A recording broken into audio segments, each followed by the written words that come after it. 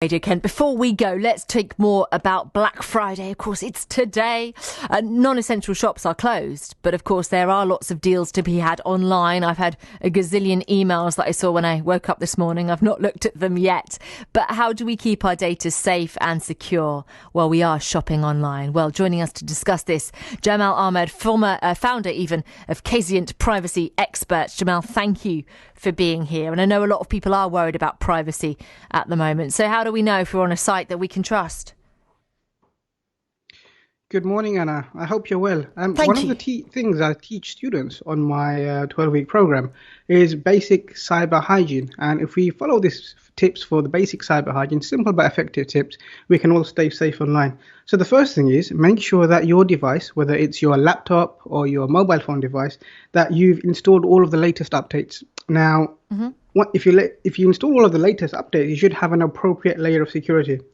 What I would also recommend is you stick with merchants that you know and trust. Don't look at random emails and random text messages, especially if you've never heard of them. And what you should really look out for is sudden pop-up windows and sudden emails which you weren't expected. I would also recommend that you use a credit card. It gives you an additional layer of protection for purchases over £30, which is sometimes a little bit harder to claim back from the bank if you've been a victim of fraud.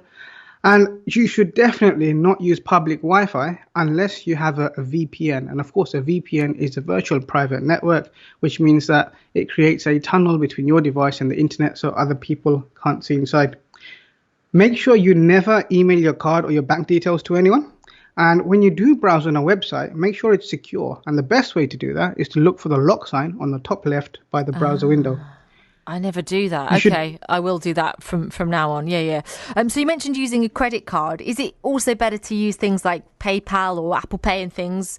Or is that just the same as using a debit card? No, you should. Well, it depends, because when you use PayPal, there will be a card or a bank account associated to that. But PayPal, of course, have their own policy. So if you are making payments, I would say use a trusted source. So whether that's a PayPal, whether that's WorldPay, someone that you know and trust. And the other thing you can do is there are a lot of banks now that offer a virtual credit card, which basically means you get a credit card number for that one-off transaction. So even if somebody was to get hold of that credit card, they wouldn't get very far. Oh, interesting. And a final point, if you do get scammed, let's hope it doesn't happen after you've given us those brilliant tips. But if it does happen, can you get your money back? What I would say is contact your bank as soon as possible and contact the platform on which you were scammed to inform them of the circumstances. And you can report any attempt to steal your money or personal information to Action Fraud. Whether you can get your money back or not, that will depend on the circumstances around that, and the banks or the merchants will look at that on an individual case-by-case basis. But the best thing to do is to be safe rather than sorry. If a deal looks like it's too good to be true, then it most certainly is.